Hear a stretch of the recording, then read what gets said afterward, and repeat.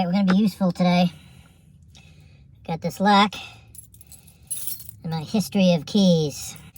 I'm going to try to find the key to this little lock. I betcha I don't have it. Got one to go in, but it's not the key. Ooh, I found it. Alright, we got one key down out of 20. Now we got to figure out what to use that lock for. Maybe a gym locker. There we go. Can't believe I was organized enough to have that key. Okay, one thing down. Drink of the day is inositol powder and reds. Inositol powder you can order on Amazon. It's a big container like that. I think back in the day I paid 10 bucks for it, and I've been using it for years. Give you enough energy for the day instead of doing the 5-hour energy or anything like that. It contains all the B vitamins in a powder form. You take like a teaspoon of it. That's all you need. Your daily recommended dose of B12 is like half of a gram. So if you can do a powder form, gets in your system properly, and a little bit of reds. I don't do the full concentrated version of reds because the taste isn't that great, but at least I'll get some fruits and vegetables. Yeah, not very good. So today we're going to start concentrating on interacting with real life. That means talking with people and having relationships instead of being on the phone 24/7, hibernating in another room from a family member. You gotta remember, back in the day, we didn't have cell phones, we didn't have tablets, and we didn't have computers. We had a rotary phone with a 20-inch cord, or 20-foot cord, in our kitchen. It was a wall phone. When you had to make a plan with your friends, or a girl that you wanted to take out, you actually had to talk to them and get their number.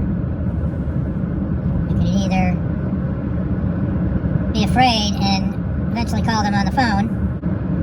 Being rejected on a rotary phone is not very good. But back in the day, even though you had to talk with a person to get anywhere, I don't think when you're dating there's not much talking going on. Because when you're young, you don't have too much to talk about. So it's light conversation. It did force you to get out in the world and make things happen. Phones should be used for productivity, like research. You could work on your potential. That'd be a good thing to do. And maybe you gotta attack certain things that, are really not good for you, like smoking. But I've talked to smokers. They love smoking. They love it. Helps their stress. Then you got drinking. Life can be so good if you do everything in balance. Drink every now and then. Then New York State had to pass a law that you could smoke pot. Even when we did smoke pot back in the day, we would have thought, yeah, let's legalize it. But in the back of our heads, we knew after we got done with our school education or college, we would have to quit all that stuff because it really wasn't conducive to working on your potential.